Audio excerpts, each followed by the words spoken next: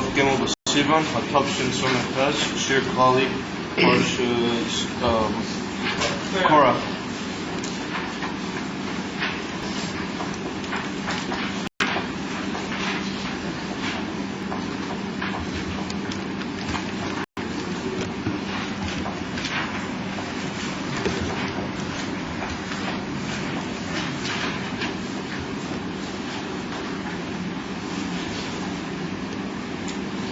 Right, so we're turning this week's Parsha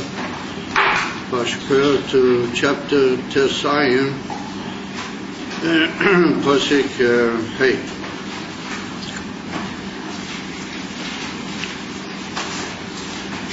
So this is after Korah was called Adosai, have gathered against Moshe Rabbeinu Aaron, and they put forward what they had to say, and it's written, Vayishma Moshe Vayipel al Panov, that Moshe heard what they said, and he fell on his face.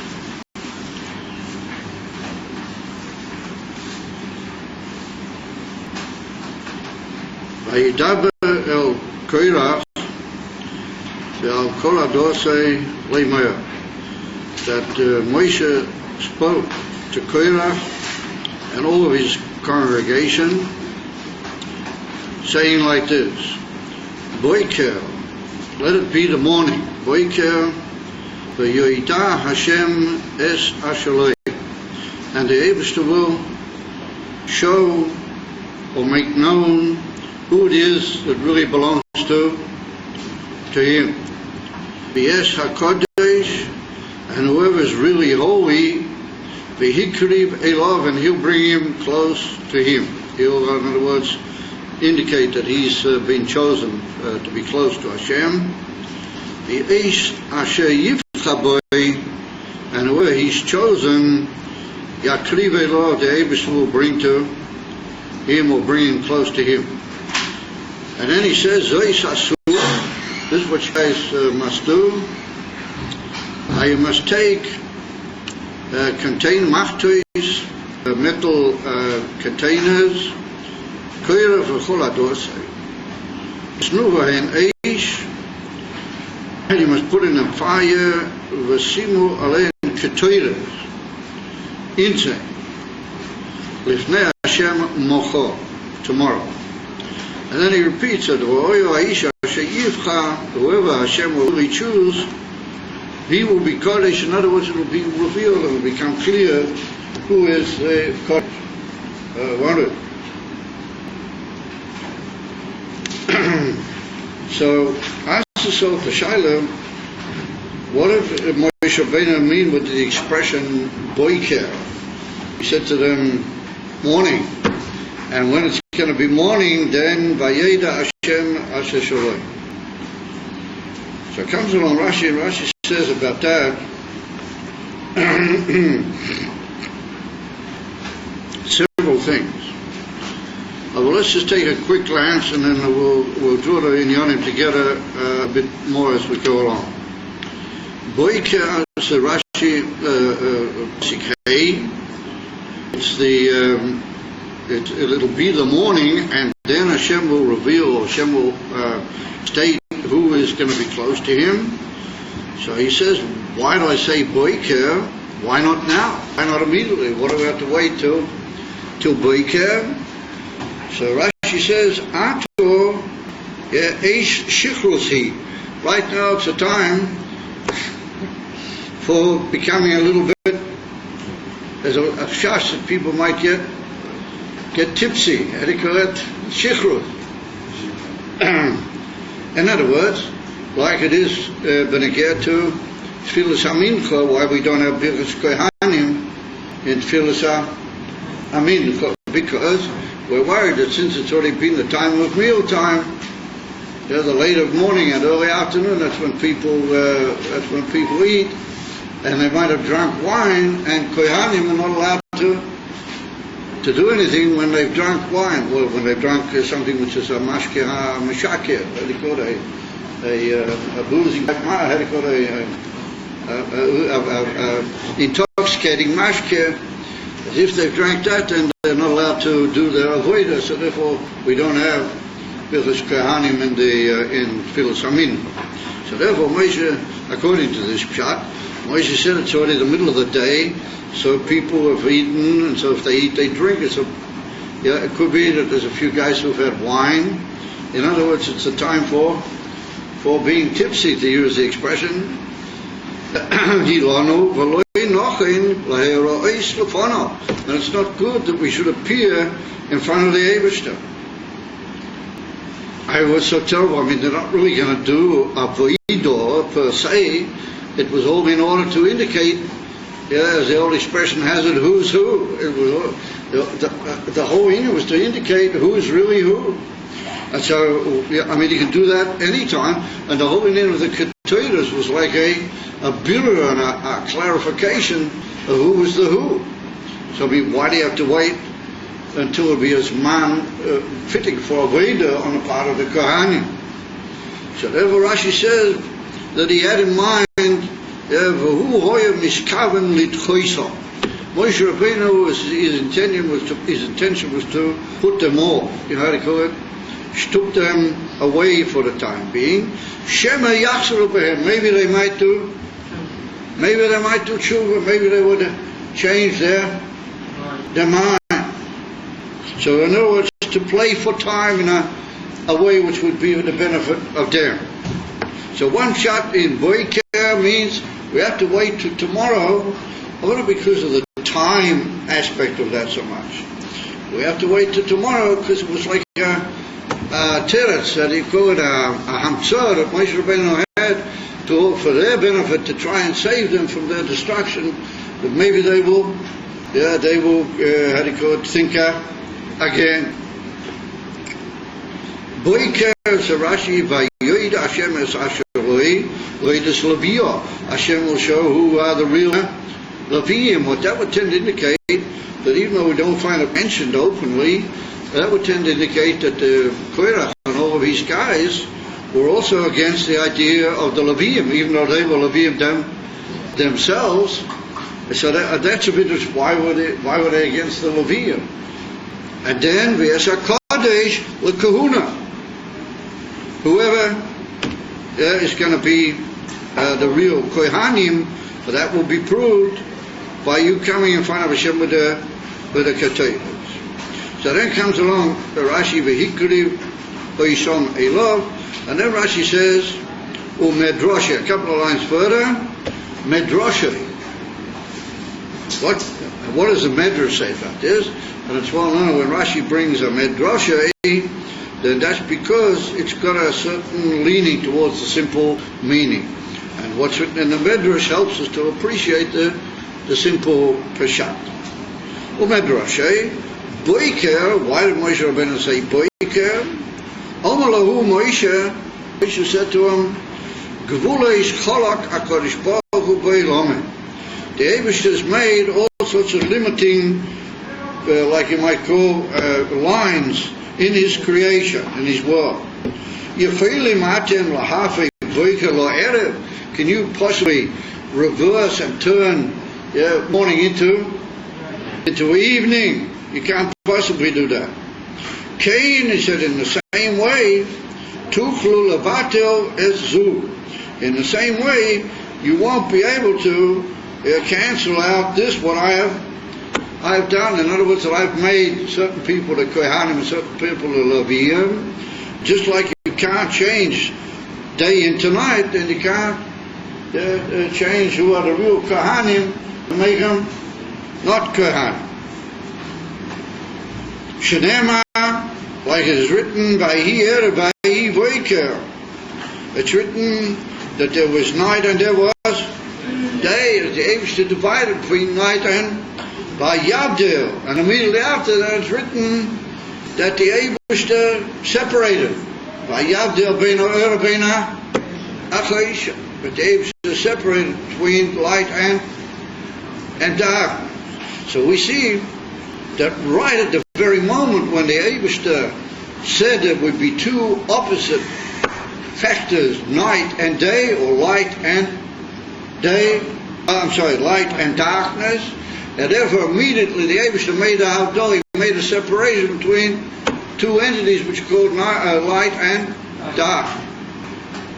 Shenet is in the same way. It's brought down, Kach. And that's the other end of the Torah, Divrei Hayomim. But Divrei Hayomim is way over at the end of all the Nevi'im and all the Chasuvim.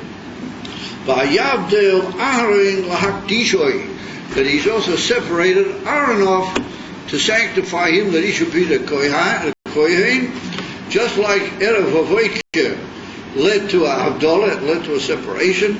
In the same way, that separation of Aaron to be the Kohen, that's a continuation of that separation that there was at the beginning of the creation. So I mean, that's pretty sort of massive going. In other words, that Moshe Rabbeinu has said that this whole union of Aaron is a Kohen, and for that matter would appear the whole fact that you guys are Levium, and that there is such a thing as Levium also. Well, maybe we'll try to hint at that. Why would he bring in the infant, the Levium? And Moshe Rabbeinu used the word Boiker, a hint at I think in the Etzem makeup of the creation, that there was Erev Boiker, or Vahi Erev, Vahi Boiker. In the same way, immediately there was Havdalah, such as by Aaron, the difference between a Kohen and somebody who's not a Kohen. And the difference, for that matter, between somebody who's a Levi and not a Levi. Meaning, in Pashtas, that Moshe Rabbeinu is saying to them that all the inyanim which appear to have come through me, Lamata, didn't really come through me. In other words, one of the titles of Koirach is Madua Tisnasu Al Kahala Shem. What are you guys doing, being literally leaders, and you're becoming princes and leaders over the Jewish people, and you're telling everybody what is to be done? And I notice, between the sides, that if you look at it, who's the king? Moshe Rabbeinu. Who's the Kohen Gadol? Next in line, his big brother. How do you call this? His brother. Who are the Kohanim? The sons of his brother. Who are the Levium? His family. What they're doing. The Koirach was saying, Madua Tisnasu. Why are you guys in a state of elevation and leadership over us, over the whole Jewish people?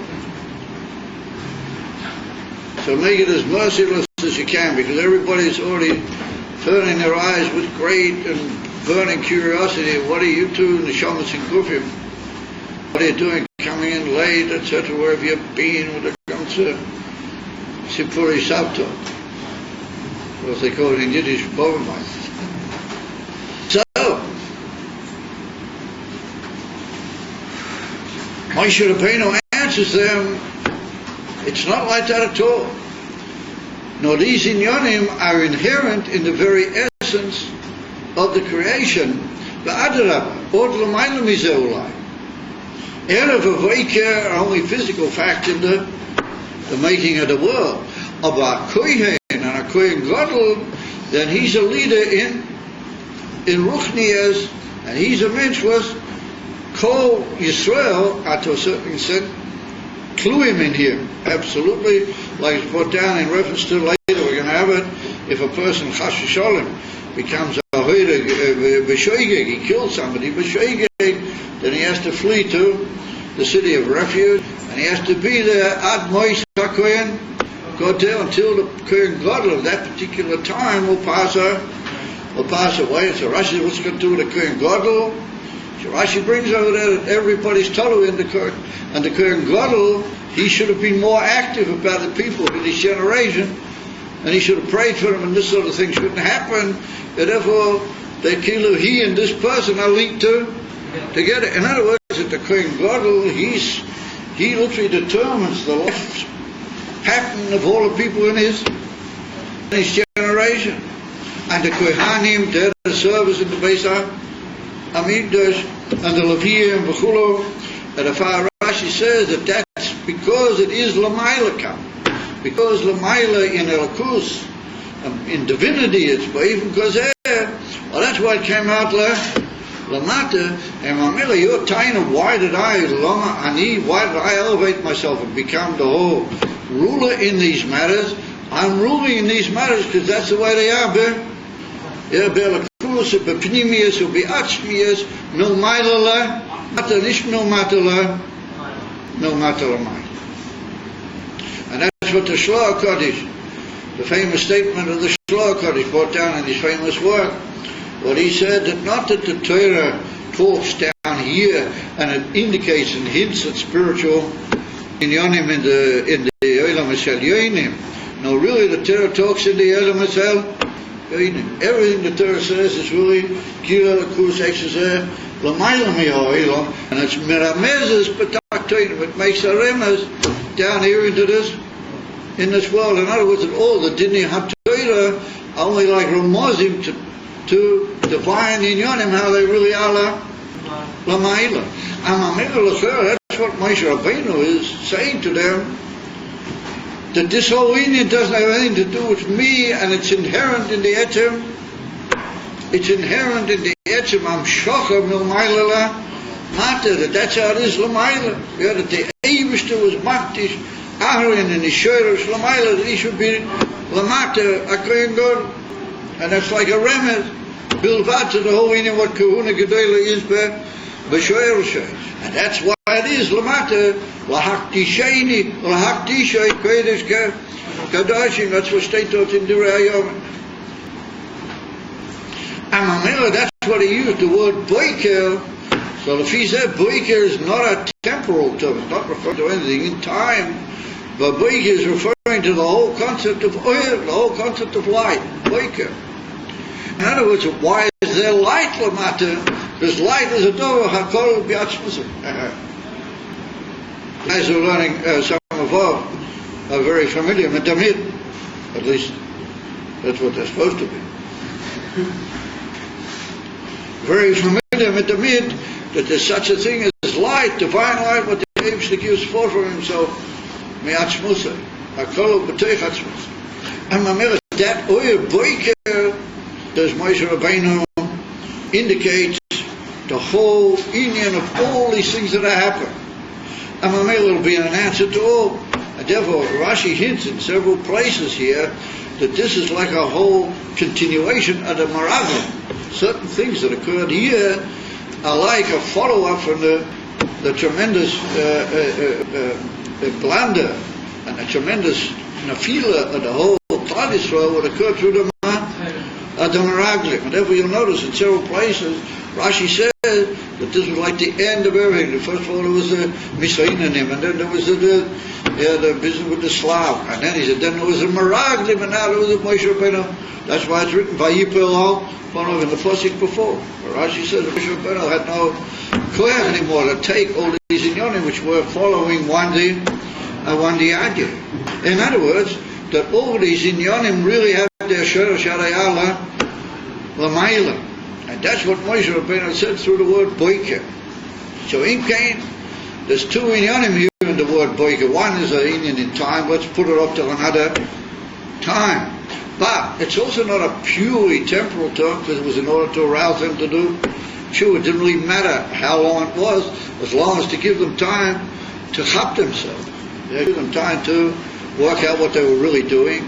Then we see Boiker, Rashi teaches in a completely different idea, that it's a symbolical term, and in that itself a very high symbolical term. Boiker.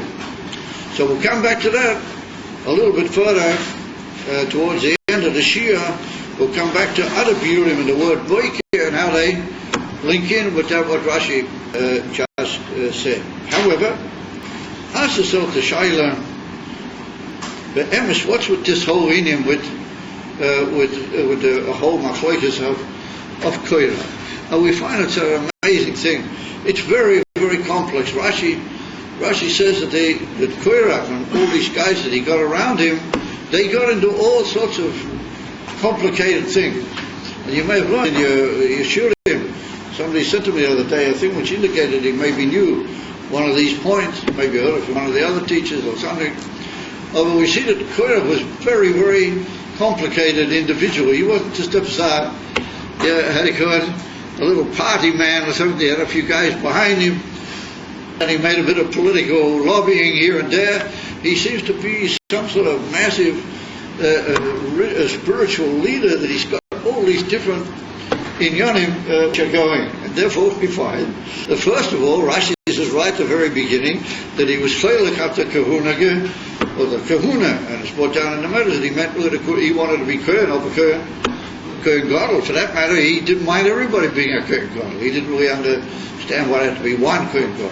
Also upon him, first of all, he seems to be bringing us with the fact that only a few people are kohanim. Why can't everybody be kohen? Or upon him, why can't he be a kohen? That was first off. Then we go a few lines down further. Rashi says, oh, he was really braggers about in the family. Moshe Rabbeinu chose the Nasi of the Bnei Kahos, but he was from the same family. Moshe Rabbeinu chose, and Kahos had several brothers. So he said he chose as the Nasi my elder cousin instead of choosing, or my younger cousin, sorry, not my elder cousin, my younger cousin, a fellow called Eli Tzofon. He chose him to be the Nasi of the Bnei Kahos, and I'm from a brother that was older than his father. In other words, he's a younger uncle's son, and I'm from the elder uncle. He should have made me the Nasi. And Rashi says that that's what Korach was bragging about. He said, Ma Ro Korach LaMachloikesu. What did Korach see to get involved in the whole thing? That's what Kila was making him brag. Okay? Well, I mean, that's a fairly understandable thing, what you might call family rivalry, family jealousy, and so on. Okay, then we go a bit further down. Then Rashi says, no. He says, Korach was really a pikeach. He was a very clever person. Why did he get involved in such a terrible thing, which he must have known would lead to very serious outcome results? Why did he get involved? Why did he get involved? I'm sorry, you have to move over so I can see. I don't want you laying down on the table. I was courteous enough to listen to you this morning, so you can return the courtesy. Therefore, comes along Rashi much further along. He says that Korach was a pikeach. He was a very clever person. What was he doing getting involved in this? So Rashi says that he was, Korach is from the family of Leviim. Later on, Shmuel Hanavi was also a Levi, and Shmuel Hanavi, we're going to come generations later, he's going to be born from Korach's immediate family. So Korach saw that he's going to have a coming out of him like Shmuel Hanavi. I mean, he must be a very important personage, and there's a great family that he represents that are going to give rise to the leader of the Jewish people. The whole Jewish people were led by Shmuel Hanavi, and he had all these other Kohanim around him, Shmuel Hanavi, and so on and so on. He said that if it's going to be like that, then why am I left out of it? I didn't get any of the Gedula. I should have some part in the whole leadership of the whole Jewish people because of what's going to eventually come out of me, Shmuel Hanavi. Another time, I mean, how many different times has he got this guy? How does it all come together? And then, I don't know if you guys know, somebody mentioned to me the other evening, another amazing thing that we find, and that's a Gemara put down in Perek HaChelik in Sanhedrin, right near the end of the Masechta Sanhedrin, also put down in the Midrash. It brought down that Aaron, a Kohen, had a big beard, and he had what's called Cyrus. Cyrus HaZakan. Very good. Hairs of the beard.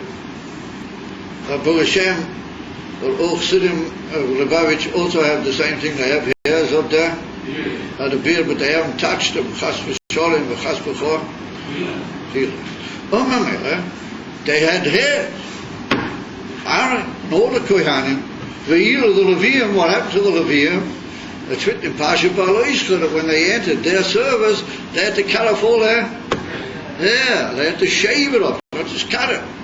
They had to cut off all their hair, the head of their hair, the head of their beards, everything else.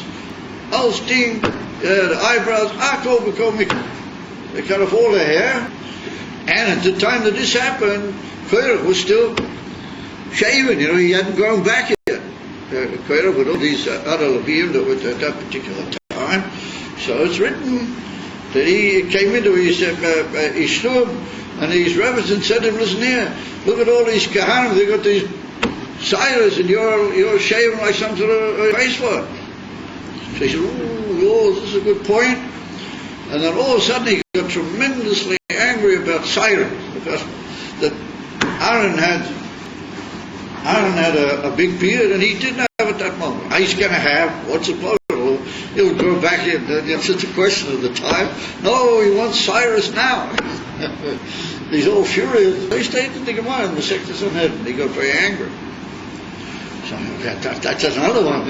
How many different times have we got for this Korach? It's getting confusing. He's got all these different reasons that he's angry and he's bragging with Moshe Rabbeinu. And then it doesn't finish there. Rashi said that in order to make himself sound convincing, that when he realized that he was very angry about this El Tzafon, his cousin that had been made instead of him, the Nasi, what did he do? He got 250 peoples, and how he did that in the desert, I don't know, but he made them Talaisim. He made them all Talaisim with 4 corners, but he made them all out of trailers. Now where he got that much trailers? That's a huge amount of trailers. This is the desert, and the trailers is from a non-kosher field. Trailers is from a field. And remember how they got it? Anyway, they had the trailers. They got all these huge big Talaisim, all made out of trailers. And he came to Moshe Rabbeinu and he said, all these Talaisim that have got, they're all made of trailers. When you put tzitzis in the Talaisim, you have to put in 1 foot of trailers. Yeah? You know that in the din midrash there has to be one din of 1 foot of trailers into the 4 corners.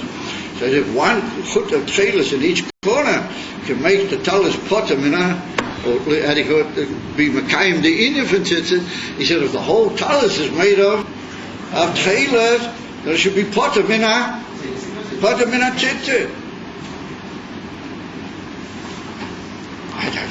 Another taina, and then he didn't finish there. Rashi said that he had another taina, and he said that you have a bias mole. Let's say you have a house with Sforim, or you have a house full of Sforim.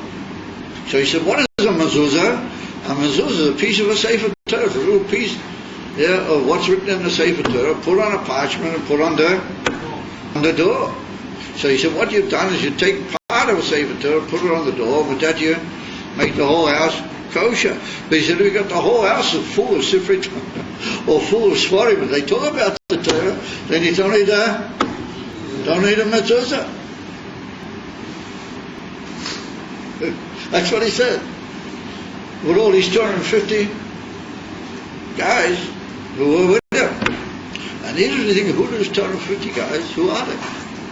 So they were big knobs. Rashi brings that they were Roshei Sanhedrin. In other words, they were people that could have been in the Sanhedrin, or were. They were big rabbinic figures. And the Ramban says a very amazing thing. The Ramban broadens the whole thing. And just say, well, doesn't make an end already? What point? How complicated is this Korach fellow? How can he get involved in so many different issues? The Ramban says that these 250 peoples that he put the Talaisim on them, they were all Bechoros, they were all firstborn. They were all firstborn. And what happened to the firstborn? Do you remember in Sefer Bamidbar? You remember what happened to the firstborn, you guys? But they stopped being all that important, and the Levium got in there, took the Levium instead of the firstborn. So Rashi brings over there, what were the firstborn? The firstborn, well, they were like the Kohanim. They were the ones that used to offer the Korbanos at that time. The whole thing. And so you came around, you put out all the Bechoros, and you brought in the Levium. So the Ramban says, and he brings down a method, he says that Korach got all these guys that were Bechoros. Apart from being members of his group, they all happened to be Bechoros, and they joined in, and they said, what are you doing? Taking away all the Avodah from us, and giving it to the Kohanim and the Levium. And So maybe what they were hinting at was take away the whole Levia and the whole Kahuna, and let's all be Kohanim. Let's go back to how it was before, but even more. Let's all be Kohanim. And as I state in the Ramban, the Ramban says that was his problem. And then only if the Bechorus comes into it, according to the Ramban. Rashi says it's enough already. Rashi doesn't mention the Bechorus. They also involved in the whole Maaseh, and these guys were these 250 Rosh Hashanah, all one to the one, says the Ramban. They're all firstborn, so they were all for cock, you know. They were all in it, and Korach was in it, and he was so just imagine his Moshe Rabbeinu with this unbelievable force of people, all of a sudden carried him with this unbelievable business, and they're waving all these talashim, and they say, these talashim are potamina chicha. We said, potamina chicha is what? What do you want with that? So Moshe Rabbeinu said, oh no, I'm sorry. They're chayav b'chicha. So they started laughing. And he said, I'm sorry, but the house can be full to the ceiling with Sifrei Torah, but it's got to have a mezuzah. I'm sorry, but we're going to charge toilet money from now on. In other words, we'll put a big kuppah down. Anybody goes to Tesla for money.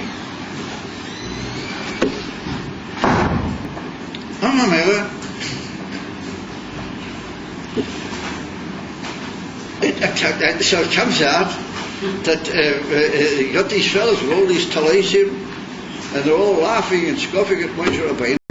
What do they want with a talus and Kool-Aid tefillahs? The whole talus is made out of tefillahs.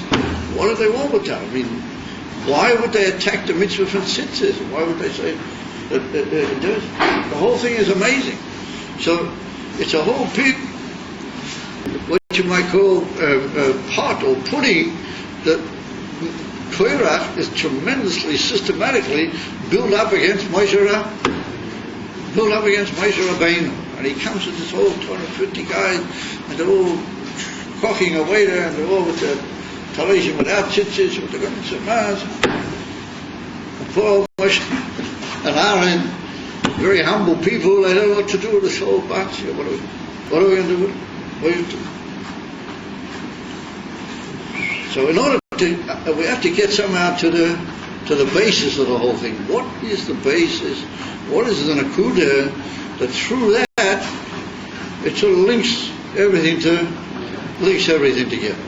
So if we go back to the beginning, a very interesting little diuk, but I'm not going into all the pratim, but a diuk. But just something very interesting on the first pasuk where it's written Vayikach Korach, that Korach took.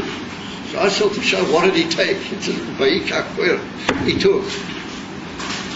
So comes along Rashi over there, and Rashi says, Parsha Zu Yofin Idreshes B'Medrash Rebbe Tan Chuma. Rashi says, oh, this Parsha gets a very beautiful explanation in the Medrash of Rebbe Tan Chuma.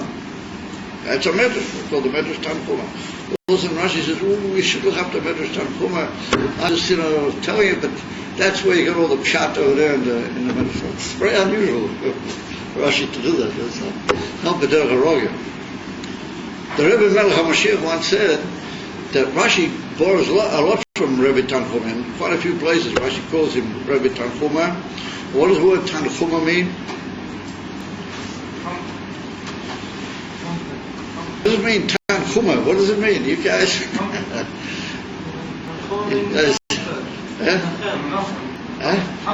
Comfort, very nice. Tanchuma is from the word Tanchumin. The word Tanchumin means to give comfort to something. Rashi brings over there in Parsha Va'elo. It's written that Loishamu or Moshe Mikoitz Ruach Me'aveda Kosho. Rashi says Loishamu Loikiblu Tanchumin. Moshe came to comfort them and to say, listen, we're getting out. And they said, oh, not us. We're too much lost in the scholars' business. But anyway, whatever, Tanchumin it means. So Medrash, Rabbi Tanchuma, it means the Medrash which teaches you the way to the Geula. I mean, that's what it means in one word. I would have thought somebody might have smiled or something, but that's pretty Interesting. Right at the beginning, Rashi says, this is Medrash Tanchuma. It's a Medrash. What its whole meaning is to teach you to be confident and to know that you're going to the Gula Shleima. Take you from Miyad.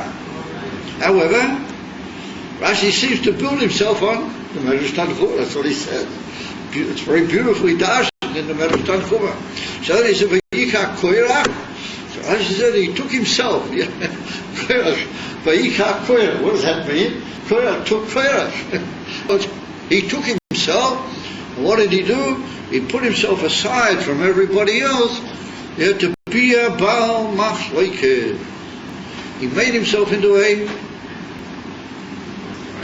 how do you call it? A disagreement man. How do you call it? A Baal Machlokes. And he even brings the Targum Onkelos says, Ispalei Koira. Ispalei Koira. Now what does this paleg mean? The word paleg in Aramic means to how do you call it? Divide things, split them up.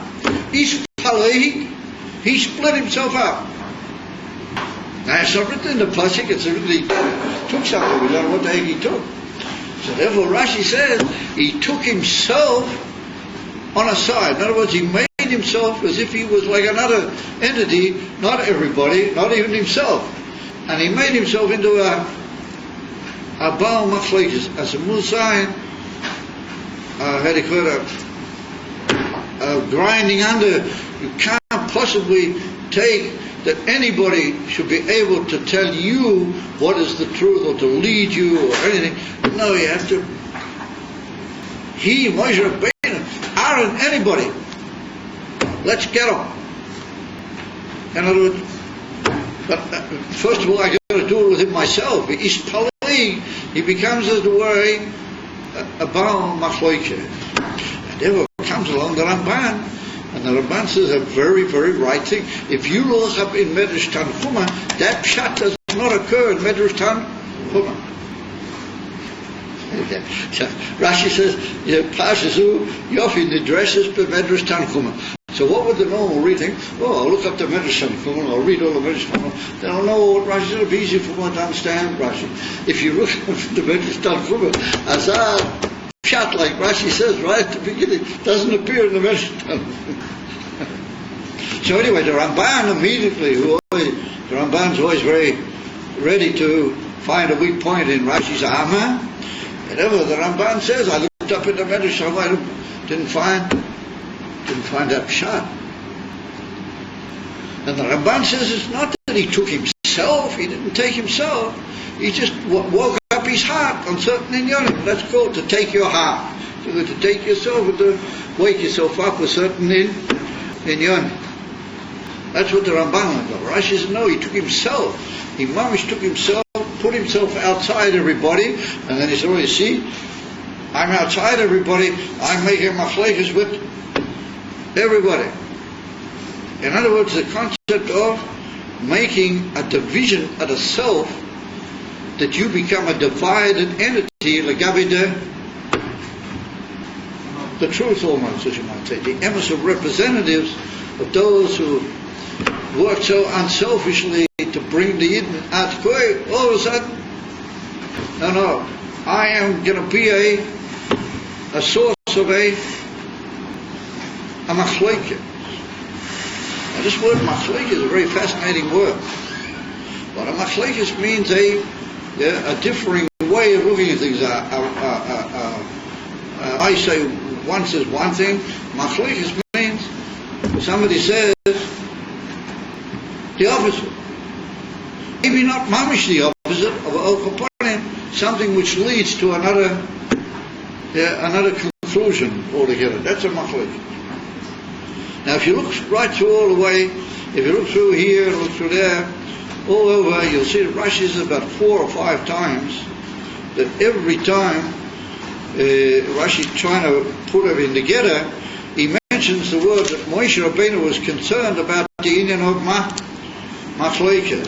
And therefore in our passage just before, when it's written that Moshe fell on his face, then Rashi says, Vayipel al panav, Rashi says, Mipnei machlokes. Because all of a sudden he saw this in from Machleke. And then later, Moshe Rabbeinu goes to him and begs him, after he told him, tomorrow morning you have to turn up in the Mishkan with a Ketuvah. It's written that Moshe Rabbeinu went and he begged him not to do it. He said, don't do it, you guys. It's going to mean the end of you. Right? And it's written that Moshe tried to stop particularly Dosan V'Aviram. Now Dosan V'Aviram, we've already met with them before. Dosan V'Aviram are big troublemakers. They were the ones that the Moshe Rabbeinu had the big clash with them right at the very beginning when he killed the Mitzri. You know the whole story way back in Parashas Shmai. The ones that went and pimped on Moshe Rabbeinu with Dosan V'Aviram. And here they are, still drawing a cup. You may say, well, how that can possibly be for tens of years a person can drag a cop and get away with it? Tens and tens of years. So all you need to do is look at the present day government, and then you'll realize that basically the same people can drag a cop for 30, 40, 50 years in the most terrible and dangerous way, and everybody said, oh great. I don't want to go into all the horrific detail, but you can see it in front of your eyes, that there's one or two of them that are still alive from the way back is, and they are Keseda making unbelievable tzores for the Jewish people, pink as if it doesn't V'Aviram. Money. Moshe Rabbeinu went to Dosan V'Aviram. Rashi said, why did he do that? So he says that Mipnei she'ein machzikim b'machloket. You don't hold on in a quarrel. You don't hold on a quarrel. Because if you do, then the Gemara adds even more than that. The Gemara says you are even alive. You go over a negative commandment. And it's also written in this week's Parsha, there shouldn't be such a thing anymore. So the Gemara that you melamed, shaloi machzikim b'machloket. You're not allowed to become a side in machloket, are you?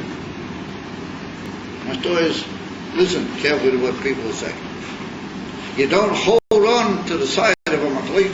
Rashi says that Moshe Rabbeinu went specially to try and tell them to stop Dosan V'Aviram getting into the whole and leading Korach into his destruction together with them and with everybody.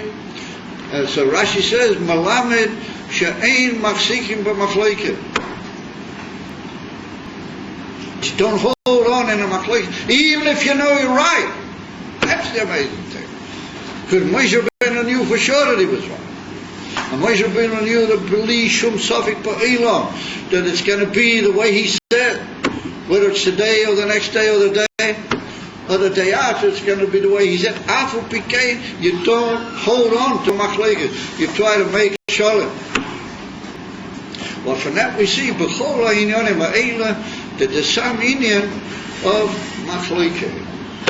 I think called machlekes. That's what Korach got himself into, and that was his inyan.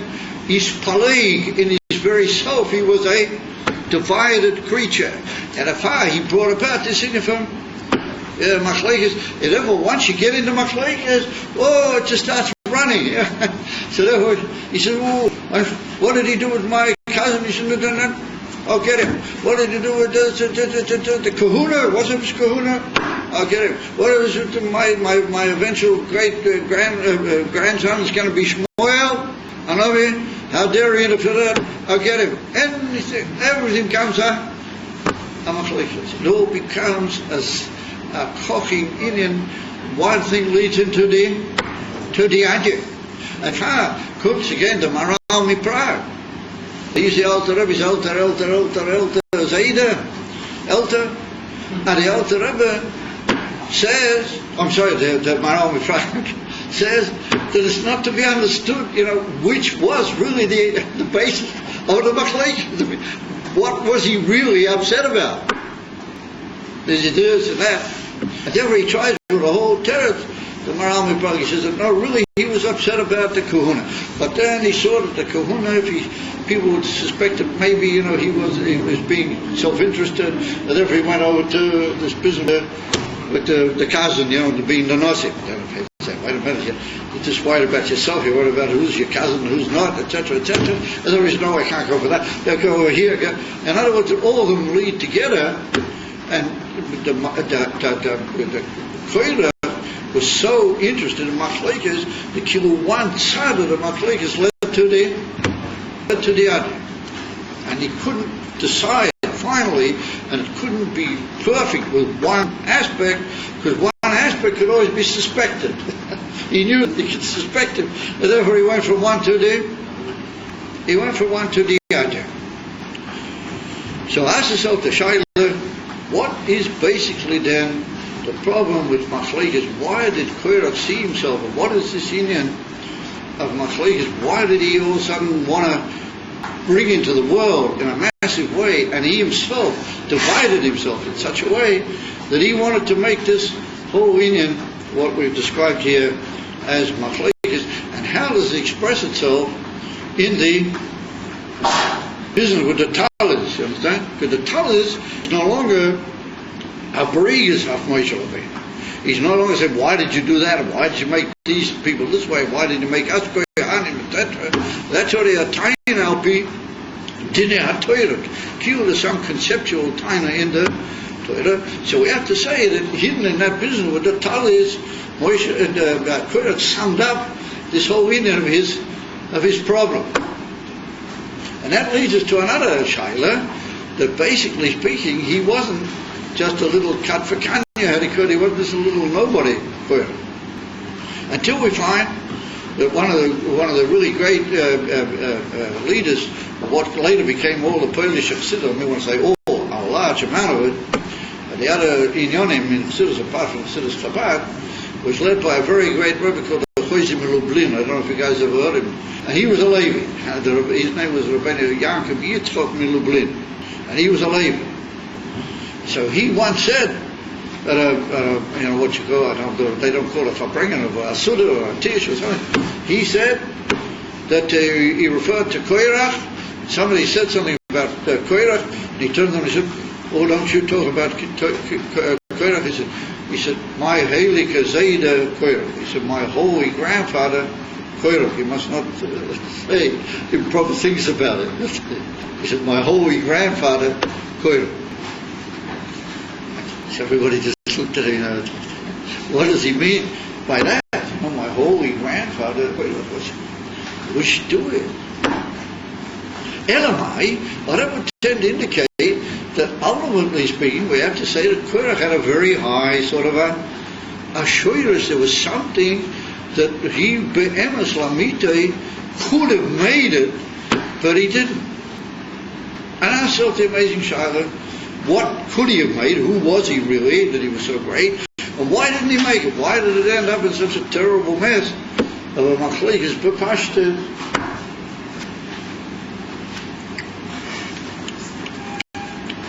And that's what we find when we get to the Meraglim. A very similar thing. If you look up in Lakuti Torah, the Alter Rebbe in the first Maimon, and so not of Maimon, the Alter Rebbe almost makes, in inverted commas, heroes out of the Meraglim. Chas v'sholem, I mean, to ultimately make them heroes, but the Alter Rebbe says they were very, very, very high and elevated people.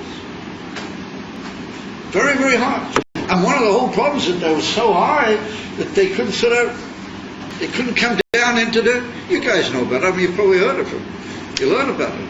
I mean, it's a famous principle. And if they were so high, what are they doing so? If you take up the most terrible punishment, and they're called Rishoyim, with the most, disrespectful terms that the Torah can master, the Torah uses about the Meraglim. And the same with Koirach. I mean, what's it with the Choizim Lublin said that the Heilige Zayda Koirach. Right? What was he so holy? Elamai, he must represent something very, very elevated in Ruchnias and in Sfiras Ha'elyenus Lamayla v'chulei v'chulei. I mean, I asked the Shaila, what is that? And if that's the case, why is he here Lamata? Why is he so low? What happened? I don't know. How did he fall into all these different inyanim?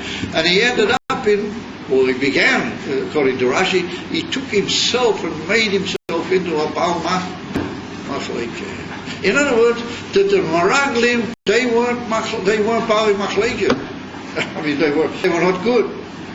They were scared, and they had a whole Maz and a whole Inan, and they tried to stop the whole concept of Knesset Eretz Yisrael. The Messianinim, who were before that, they wanted flesh. They were people of Magushim, guys that was mostly the Arab Rav, and they got other people into it.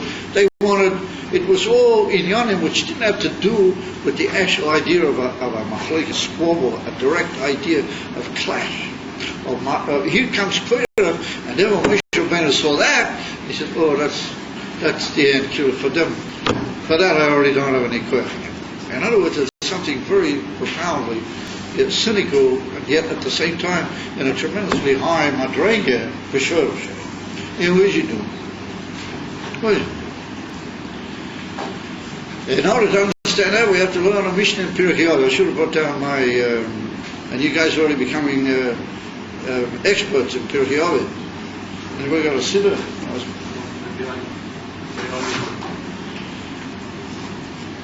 Thank you, my son.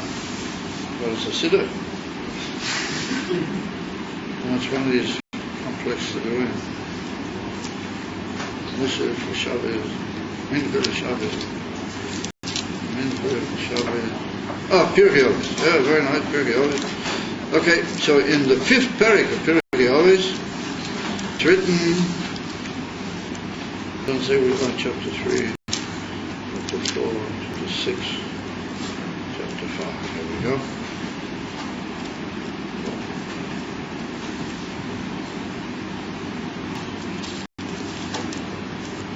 Oh, it comes on the Mishnah over here, in Mishnah Yud Zayin and Perik Hey of Pirkei Avos, and says that every machlokes, which is L'Shem Shomayim, every differing and every squabble, but it's L'Shem Shomayim, Seifel is Kayom, it's gonna preserve itself in the end. It will always be good, it will always be there. U'sha'ena L'Shem Shomayim, ain't Seifel is Kayom. But if it's a machlokes which is not L'Shem Shomayim, it's not gonna last, and it's not gonna hold out.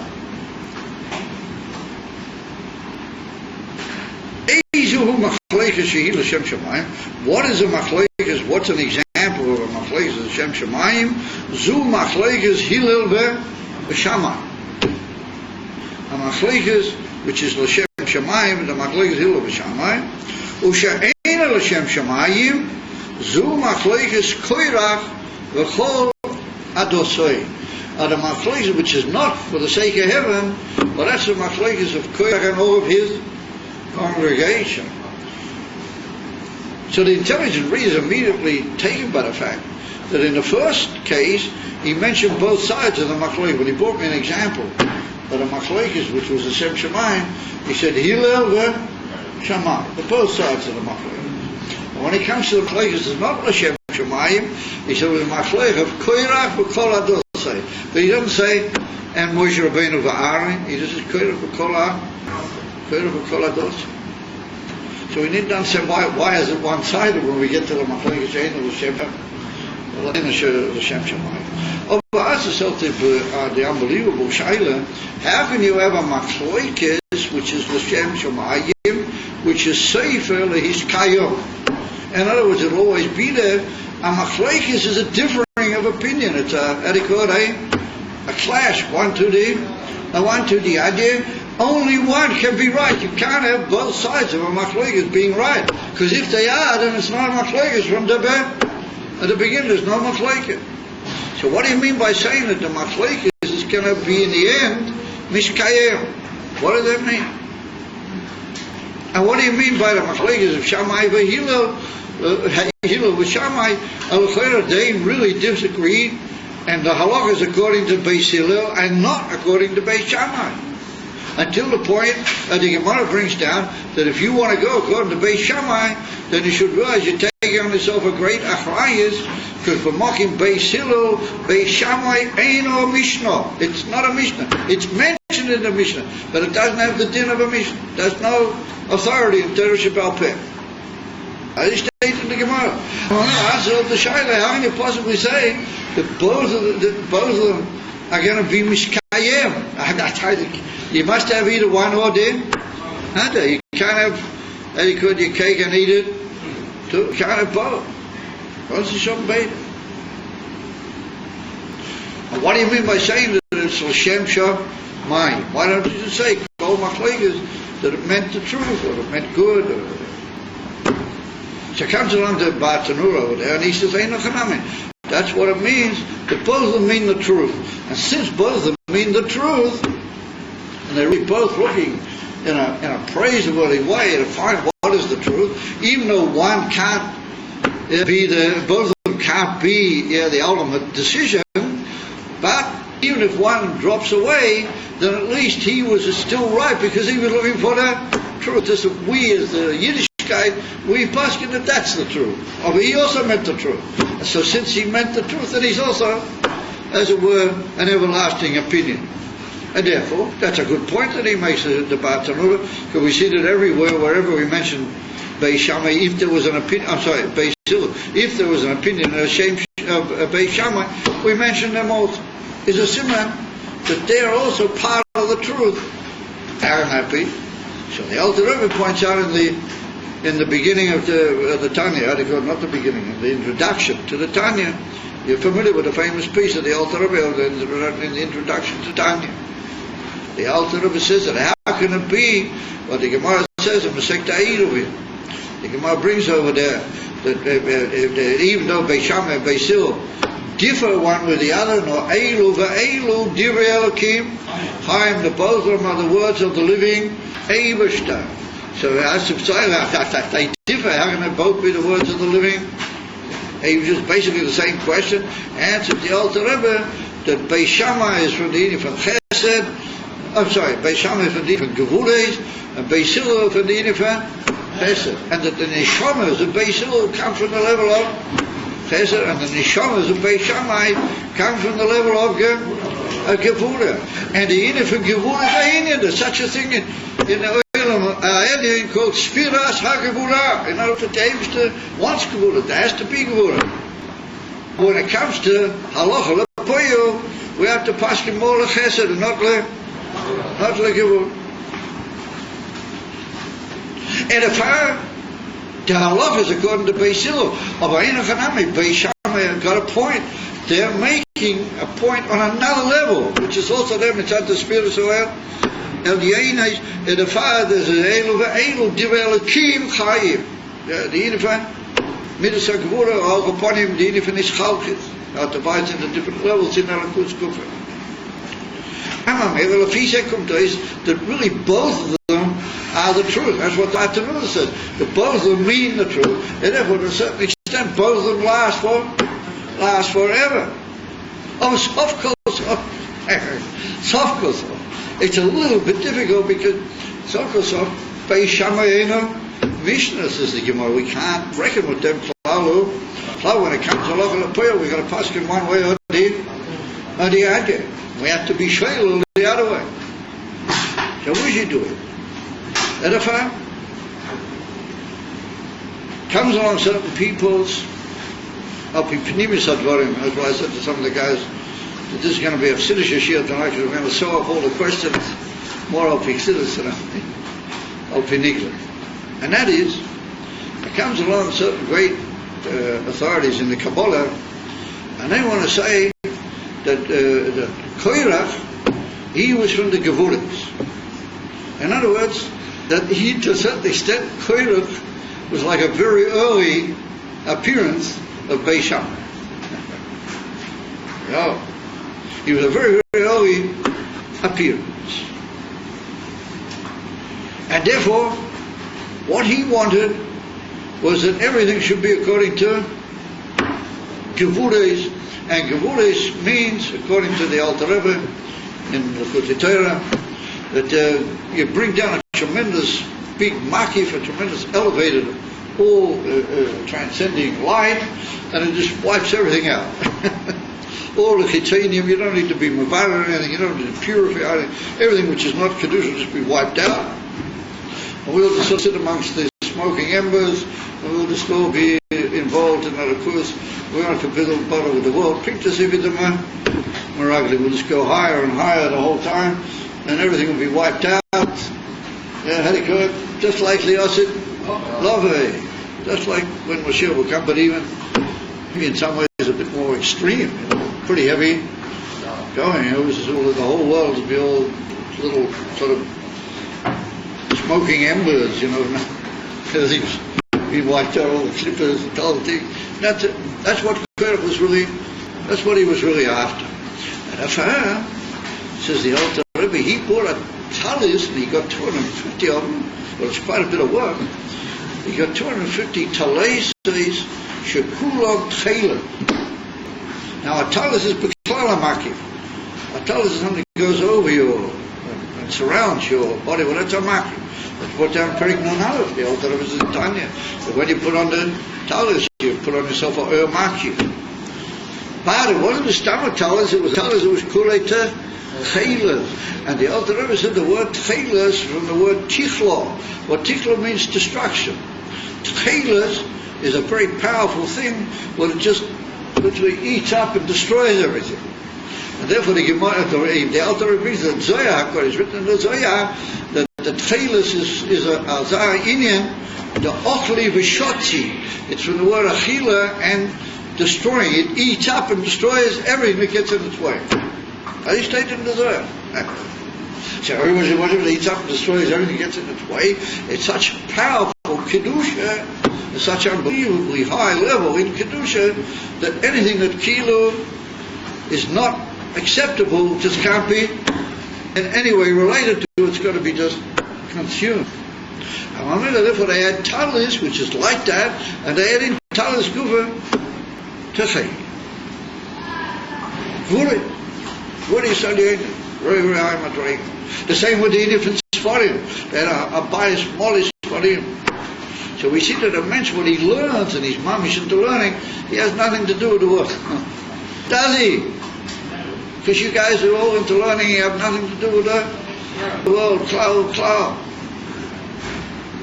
So by you guys, the world doesn't exist. Does it? And we should have the most terrible job to try and get you guys back into the world.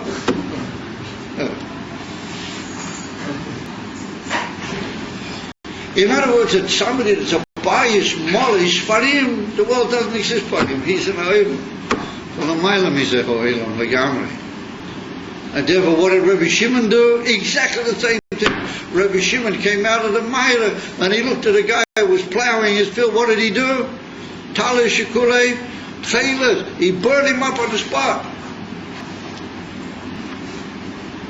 So the Avish said, listen here, man, that's what you do to my world. Go back into the Meira and sort it out.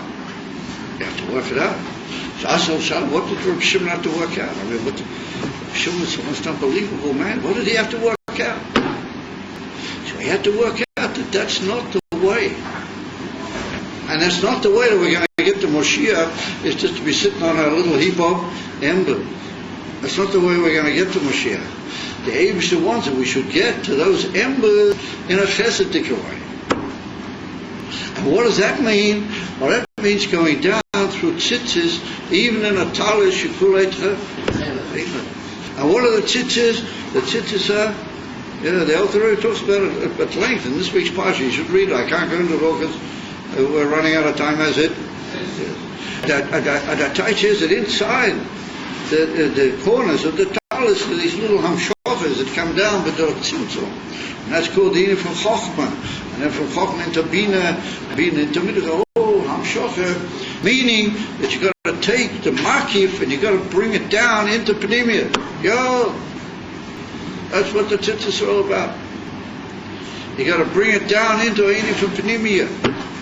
It's got to be linked up with the talis. It's got to be tied tightly into the talis, and it's got to be mimin hatalis, mimin haknaf. That's why we're careful to wear a woolen talis, because we want to have wutzes, we want to have them the same min, the same azedus.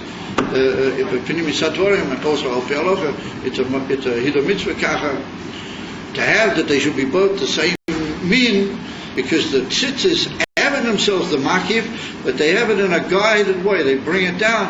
And that's what we learned the other night in Son of I forget what time base of Son of Vav.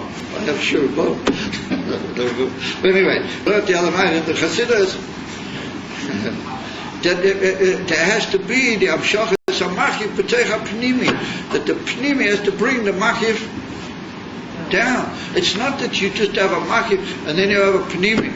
The ultimate purpose is that by going down into the tzimtzum of the pnimi and going through the heroes of the Torah, the Chochmah, and all those inyanim of Chochmah, me'ayin timah, to say that the inif and the matzias of Chochmah is davki from the ayin, but the ayin is ma'ir in the tzitzah, and in the, that's the way you prepare the world for Mashiach. That's the way you make the world a kli, that ultimately it should be able to be makabel the inif Mashiach. Not to just burn it all up and then you sit on the embers and say, oh, here we are, with these big high people, we don't care about the whole creation as long as we made it up into very high madrega. And that's what the Meraglim wanted, and that's what ultimately is being what Korach wanted. In a time, it's brought down in certain drushas, the drush of the Rebbe Tzaddik and other places, where they said it as a comparison between Korach with Beis Shammai. And then really what Korach was trying to do was come in Beis Shammai's way. Because what did Beis Shammai say in Cain? Beis Shammai doesn't say you have to have you don't need tzitzis and a talis shekuli tchait. He doesn't go that far, but he does go in that way that much less possibility of us doing anything with the world. Beis Hillel says everything is possible to deal with. You can make it all part of the Kedusha. This is mutter, this is mutter, this is mutter. Of a Beis Shammai says, no, everything is, you got to be away from this and away from that. In other words, more this idea of elevation and separation, similar to what Korach was about. In a Chibazoi, we're going to have to ask a question, which we'll do in a few minutes. What's the difference between Beis Shammai and Korach? Because here we see in the Mishnah, when we want to bring a dugma of L'Shem Shemayim, Beis Shammai is part of it. When we want to bring a dugma from Shalesh L'Shem Shemayim, then Korach is not part of it. And yet nonetheless we say that Korach and Beis Shammai have a shayfe. Yevide, Ekze, Eremai. We have to say that Ein Chanami, Korach was a gewaldige high person, and he had tremendous knowledge of all that goes in the spiritual realm. And he wanted that everybody be kohanim, because he said, let's all just be high people. Once all this business with Moshe Rabbeinu, they're going to go down into the world, very similar to the Meraglim. Yet if the Rebbe Melech Moshiach says in a place that Dafki, according to Rashi, that the Korach is a hemshech of the Meraglim. He's like a further branch of the Meraglim, although with a much bigger shitta, not just putting it into simple that we can't possibly do it. No, he was saying, look, we can't be busy with all this thing and all this going down into the world, because we can do it much quicker, we can do it in a much more massive way. We can bring down this makif and we just be all of a sudden in the Geulah Shlema and everything will just be burned off and everything is. What do you need all this business of these hundreds and thousands of years in the middle and busying yourself with the in and out, pnimiyas and biru, etc., etc. That's what he taught. So the question is, why is he not right? Today. Now, why is he not right? So there's a man said, I once heard a story where he said, well, Gafti's getting very lately he's talking about Polish mises. What's happened to him? I once heard a miser from the Blasenberger. Zeicher Tzadik Lebrach. But he told a miser that the Chozim Lublin, the same one I mentioned before, that the Chozim Lublin met up with the Reb Naftali Ropshitzer. But they were very old, but the Chozim Lublin was much older than the Reb Naftali Ropshitzer. The Chozim Lublin, he was a Talmud of the Magi. The question is whether he ever met the Alter Rebbe. I don't think he did, because he was much later in the piece.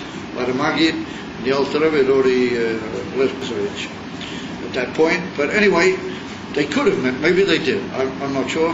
But he was a Talmud of the Maggid. Naftali Rovshitzer, he was a Talmud of the Talmudim of the Maggid. He was a Talmud of the Choyzer and of other great Hasidic Talmudim of the Talmudim Maggid at that time. And they met, and they agreed that the matzah of the world was very bad, but the Choyzer Lublin was a mishchaz, very big mishchaz. And he kept saying, we only have to bring Mashiach. And Ad Kedikach, you heard the story about him. You guys don't know it. You guys think that you're a mishchazim. Don't know what it means. He once jumped off a balcony, and he said the Mashiach will have to come before he hits the ground to save him. Yeah. Imam tried the everything. And he jumped off the balcony. And what happened was that he was wearing a talis, not shukule trailers, but a talis that was taki alem, was a kosher talis, and it got caught into something as he was going down, and he dangled by his talis hanging down. And eventually they saved him. Mashu means maybe a few little small differences in the details. That Imam jumped off a balcony, he said that Moshe has to come before he hits the ground. So he was a tremendous Meshachir. So he met up once with the Rovshitzer, and he said to him, as a chayin, we're going to bring Moshiach. So the Rovshitzer said, 100%. So he said, but if we do, it's going to cost Jewish blood from here to Lemberg knee deep. Lemberg was a big city of Orthodox Yidden, also, but quite a long way away from where that was. He said, we're going to have to go knee deep in Jewish blood. But he said, I can bring him, Mamish, in a very, very short time. A few days I can have Moshiach. So the Rav said, I'm not masking. He said, I'm not masking to it. He said that because I'm not mavater on even a quarter of a Jew, or a third of a Jew, or a quarter of a Jew, how much more so a whole Jew? He said, I'm not mavater on the life of anybody, doesn't matter who he is. I said, so it didn't happen. So nicht geschehen. Aber Rahmani Nitzlan, a few generations later it did happen. And that was the Shoya, Rahmani Nitzlan. And so the Frierdiker Rebbe said that after the Shoya, there should have come Moshiach. And the people would have said, what did they do? Oh, so they got a Meshuggah Namaz with a Medina and a Tzioinet. And they got verhacht, and as I gesagt, and the Frierdiker Rebbe was a tremendous anti-Tzioini, you should know that. Tremendous. And he said anybody who believes in the Tzionis is getting involved in Tumah, and he's going to hold up to coming in Moshiach 50 years for money in it. So even that's gone past. I feel Zava. Ed? The Frierdiker Rebbe said 50 years. The Frierdiker Rebbe what? He said 50 years. Yeah, well, I did show him about it. Rafi Zekumtais. So what was the difference between the Choyzer was an Emerson Mishachit and the Rovshitzer? That he said we can do it in a massive way and the whole world will just be in a mess. And his great colleague said, no, we want it in such a way that everybody will come in, that everybody will be part of it. In other words, that all the things have got to come back into Kedusha, not just to burn them all. And that's what it is, the whole purpose and the whole difference between Moshe Rabbeinu and Korah. Korah wanted to bring the Gila of Mashiach. He was a Beit Shammai Dika. He wanted to bring a tremendous Gevula Dika Gila into the world, that everything would be very tremendously high and already holding by Mashiach. Moshe Rabbeinu said, believe me, man, I want Mashiach even more than you do, but we're going to do it the Avish's way. It's going to take time. So what did the Rebbe say? The Rebbe said, but it's taken enough time. That's the Indian of the tzitzis, and that's the difference. And it's the same in Avodas Hashem, and it's the same according to Chassidus Chabad. Some people want to jump into all the high things. Say, we go out in the fields, we'll go here, and we'll go down, and they don't want to come down into the bureau, they don't want to come down to get into the details and make sure that they don't want to, why should I go out into the street and busy myself with the bureau of Rehov Dizengoff or something like that? Let it go into the... Nah! You've got to dafki go down into the Yiddish Chassidish Tzitzislach. And you've got to be down into the... I said, what did the Reverend Marash say? That's already not Polish, man. The Reverend Marash said, why is it that a Abaya should cool his for him? Nonetheless needs a mezuzah. He said, because the mezuzah is simple Yirah Shamayim. You can learn a lot, and you can be a big Baal Yitiz, and you have a big cup, and you can know everything. You can ask all sorts of good shaylas, and you can be kochen and everything, but you got to be a simple Yirah Shamayim. And you got to do things the way Al Pi Shulchan Aruch, and you got to read Krishma in the time, and you got to make sure that when you shlaf, you got your tzitzis on. So you'll say, well, that's already not written openly in Shulchan Aruch. Okay, fair enough, but not everything is written openly. But you got to do all sorts of things according to Mamish, according to Shulchan Aruch. Yes. Got to do it all according to Shulchan Aruch. And therefore you got to have a mezuzah even on a bias shekule shvarim and a bias amnor shvarim. You got to have a chassidish mezuzah. You got to be a simple Yirei Shamayim. You got to be Makayim everything according to Shulchan Aruch.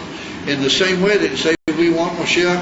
Now you got to do everything up in Shulchan Aruch because it's all the same Indian, and that's what's going to lead. That's how it's all going to come about. And therefore, there was one of the great friends of the Alter Rebbe. Well, he held from the Alter Rebbe tremendously. You heard him, the Shpali Zayda. You heard about him? The Shpali Zayda.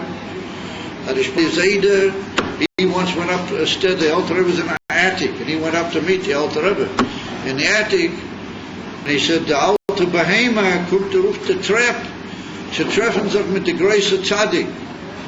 He said, the old animal is coming up the steps to meet the great tzaddik. So I can say that. He was an unbelievable tzaddik. How do you call himself? Yeah, the Alter Behema. So the uniform Behema, that represents the Bira of Shem Bana. Al Pi Kabbalah, Behemoths became after Bana. Shem Bana is a very low level in the Shem Havai, which has got to do with the uniform Bira. You know how do you call it Bira? So he said that his Indian is as if the Bira of the so-called Behema, and he said the Alter Rebbe is already there. He's already after the Bira, and he's a great tzaddik. And so certain people said that it's brought down in certain stories about the Shpali Zayda that he was a Madrega from Beis Shammai, and the Alter Rebbe was a Madrega from Beis Hillel. And if you look at a story, some people came to the Shpali Zayda and they said they want to find perfection. So he said, you don't stay by me. He said, Gates of the Rebbe Shnir's Almanen. He said, Gates of Almanen. He said, he will show you perfection. So I said, well, let's see what your perfection is. He said, if you want to hear my perfection, he said, it'll burn you away. Exactly what we said before. He said, there'll be little piles of ashes. And if you're lucky, you'll be sitting on top of the ashes. He said, but if you go to Zalmanyan, if you go to the Alter Rebbe, he said, he will show you how he can bring down so much light that you'll light up your whole matzis and you won't be burned and nothing will happen. And on the contrary, you'll bring down tzitzis into the world, the gilui, but there are tzimtzum, and that will bring out a kus of kol ha'ilom. And that's it's put down in a mimer that they say that the Alter Rebbe said in a mimer reference to that whole thing. And it's written that the Gemara Masechta Kesubah says when at a wedding when you're dancing, and that they used to say in those days is that it has to be a kala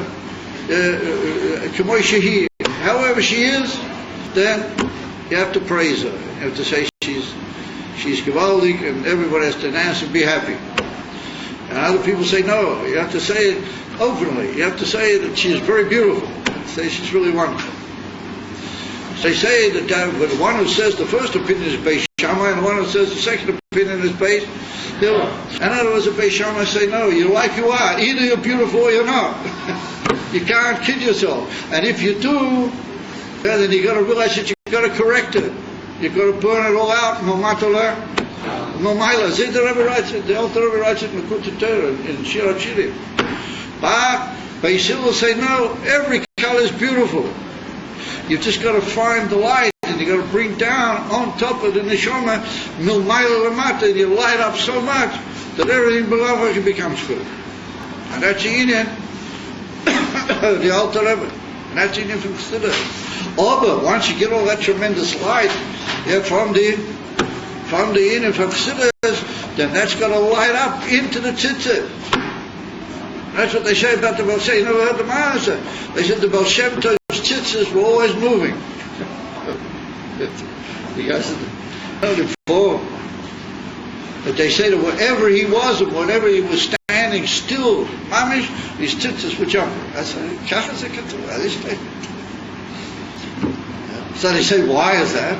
Because no matter when he was still, when he was standing, he was mamshik the highest things in the tzimtzum, into the tzitzis, and the tzitzis were dancing. Not the talis, not the big maki, but the tzitzis were jumping. After in the pnimi, in the tzimtzum, and in the doing things, mamish that was jumping, but it was jumping because of the tremendous light that was coming down the hall. Remember, that's Beis Hillel. And that's the difference between Beis Hillel and Beis Shammai. Edifer, what's the difference between Korach and Beis Shammai? What's the difference? Okay, that's Korach. What's the difference? Why is it that if Korach was so high and he was so elevated, he came from such an unbelievable level, why did he have this unbelievable fall? And the same with the Meraglim. Why did they collapse in such a terrible way? And why do we say no? The Machlekes L'Shem Shemayim is Beis Hillel and Beis Shammai. Beis Shammai get into it. And they're fine. We say, no, that they're mamish kosher. And they're part of the whole picture. That's Yiddishkeit. Machlekes L'Shem Shemayim.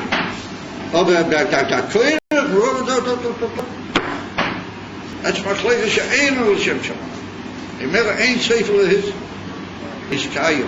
So what's the key? What's the pitch line? How is it that he fall? How is it Beis Shammai? No. Wasn't he? So the answer is quite simple. Basically, we can say the difference is both with the Meraglim and with Korach, they were tremendously elevated people, tremendously, and their shoulders was unbelievably high. But they didn't believe that they had to listen in, how do you call it, unconditionally to Moshe Rabbeinu. That was it. They said, oh, we're tremendously great, and we know everything, and we've learned, and we know, and we're very high madrigas, so we can run it ourselves. We can look after the show. You want to tell me how the world's going to be when Mashiach comes? I know, I'll make him a shirt like the Chayzer said. I can make him a shirt right now if you want. But there'll be a heap of embers, but who cares? Dike, Gilel Kuz, Makim, big star. Meraglim, same thing. Let's stay in the world of Machshava. We can't come down into Dibur. We can't down into let's stay in the world of Machshava. No, we said, no, not the Meraglim, and not Korach, and not these whole 250 guys. None of them said, let's ask Moshe Rabbeinu. Let's go around Moshe Rabbeinu. Let's find some way around him. Moshe Rabbeinu. So what is the secret? Machlekes. The secret is make a difference of opinions. If people get real cocked, you know people get got their heads, but they're called you didn't live with the intelligent people. You make a machlekes. Machlekes. I hear this. We've done pilpun in the in the shuls and in the streets, this one said it, this one, did you hear this one? And he said that, and he said that. That's it. The main thing is, don't ask Moshe Rabbeinu. Don't ask him. Moshe Rabbeinu, he's unbelievable, but don't ask him. He's a bit too sort of frum or something. I don't know. Leave him alone. Pray him. Mamela, that's the whole problem, both with the Meraglim and with Koira. Tremendously high, full of unbelievable knowledge and unbelievable spirituality, unbelievable powers. Talish Kule Taylor, it's very, very high. Oh, but don't ask Moshe Rabbeinu. I told him Moshe Rabbeinu gets in the way, make a machlekes. Make a machlekes. In Meli, have a machlekes. Everybody says, oh,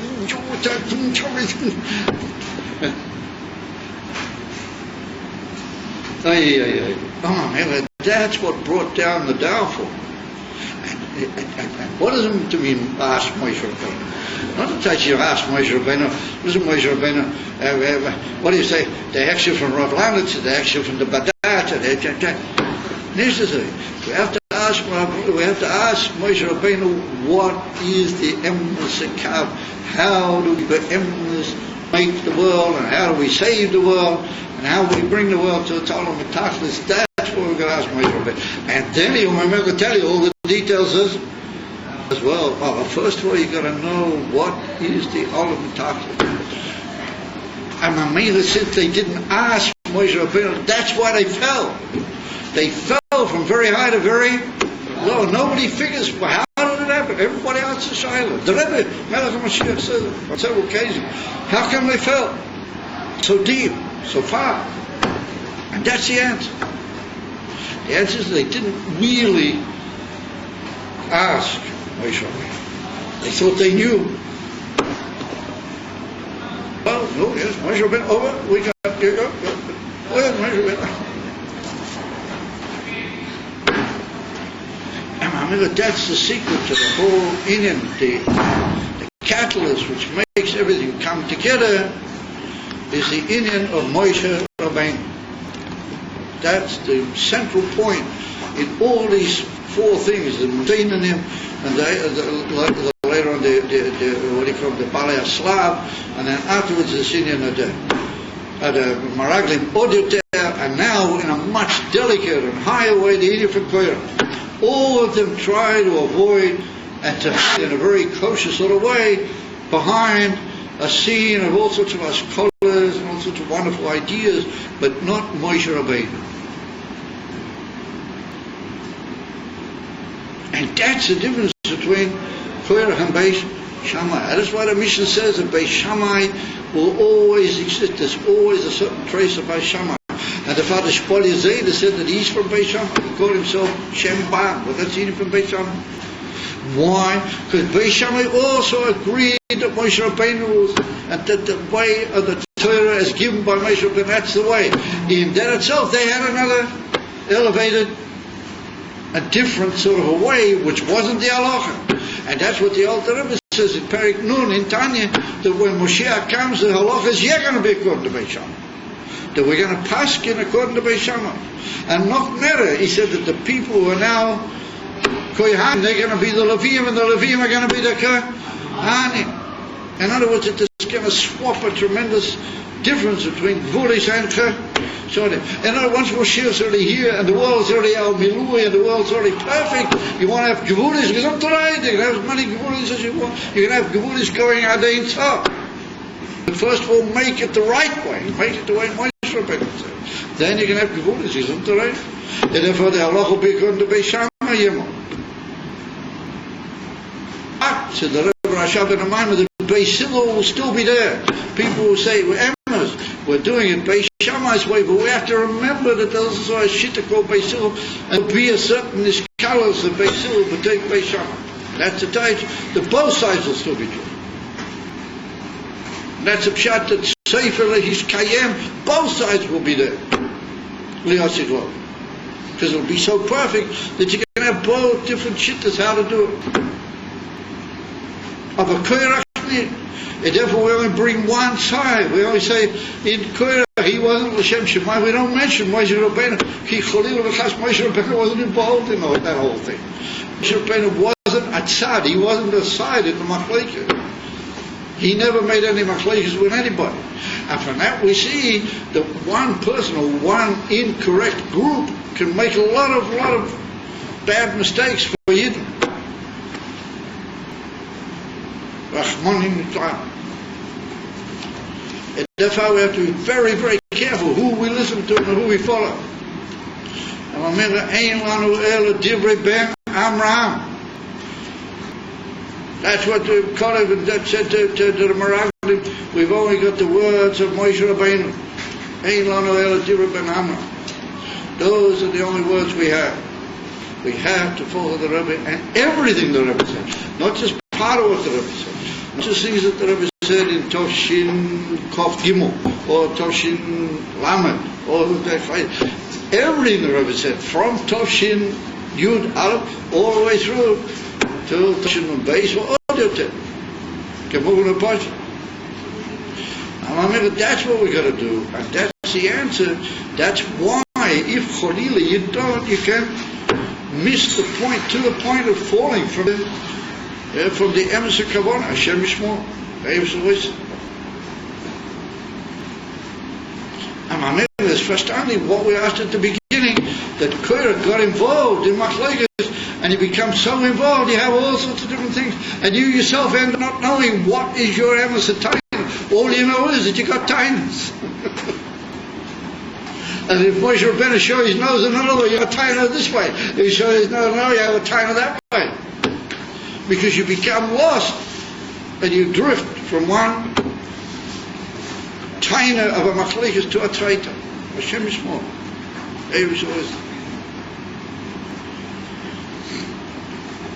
And remember, we have only one bakosha, and that is that we should be holding by the matzah where the halacha will be according to Beis Shammai, and we'll be very happy. And we'll say thanks to the Eibishter, the Hashem, the Gura came. It wasn't like the Chayes said it was up to knees in Jewish blood. There's been enough Jewish blood. Rahmanin Islam, Ad Mosai, Ad Mosai, Ad Mosai. Is it going to go on? And the Rebbe said everything, and he said, borrow what should be done. And everybody's doing pig kapeh. Exactly the opposite of Rahmanin Islam. And even B'teichenu, I don't want to say any foolish Berega said, Arangin and Disot Inyonim HaMatzayim. I mean, we have to do things only Moshe Rabbeinu's way. And then we bring down, so that's the other beer that's brought down in the Ina from Boiker. It's brought down in Jewish Exodus from the Rabbeim that's what the word Boiker, and Boiker means the Gula Shlema. And Moshe Rabbeinu said, Boiker, anytime the Gula Shlema, but it's going to be done the other way I do it. And if there's going to be a Gila, the Gula Shlema now, it's not going to be the way you guys want. It's going to go another way. But Ein Nachanami, Boiker, else. The Gula Shlema take it from Yad. Mami. So that's what we have to say. Boiker. We're looking for the light, for the day. The Davis will show those who really follow the eminence of heroes of Moshe. Okay, guys, look at the episode. I just want to have a quick word now again about Shabbos. Shabbos is Chaye. So, we spoke the other day about everybody coming to say the Tehillim, and we mean it. And we're going to take roll call, even though people can't write it. On Shabbos, we're going to know if everybody is here and everybody's not. And we're going to have our own coffee with our own cake, aren't we? Praise Hashem. We're going to even have a tea or something. Am I right? I don't know about cheesecake. I'm not sure about that. But anyway, good cake and coffee and all sorts of good Sachen.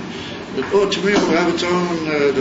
The only thing is, it's going to be a big sort of Hatnosa going on here in the Yeshiva Claudia's. So I don't know exactly where we're going to fit it in, but I mean, probably they won't burst into the library over there. I don't think. I don't know. But anyway, one thing when they get to the shul, if they should want to come into the shul, Rabban's already spoken to them, meaning into here. Then a very nice way, you just have to say to them, look, we're terribly sorry, but we can't let you into the shul.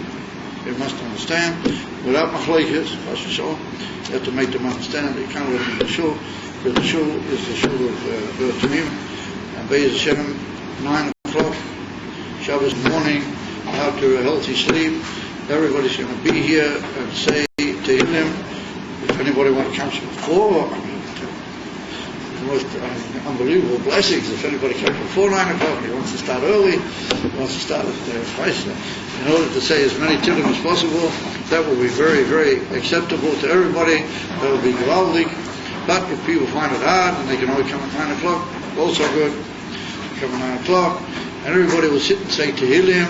And I promise you, Bilti Kol Sofi, that you'll be so pleased with yourself, and you'll be so happy that you did it, that you'll always want to do it in the future. Be'ez Hashem v'yomen ken yehi. Oh, yeah.